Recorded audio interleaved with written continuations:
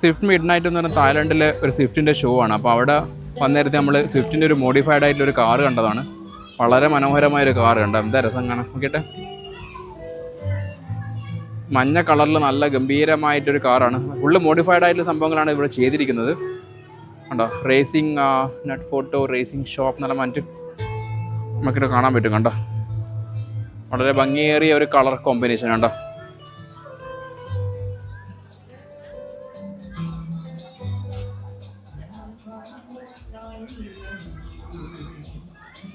Swift mid night Thailand ഓരോ മോഡിഫിക്കേഷനാണ് full ചെയ്തിട്ടുള്ളത്.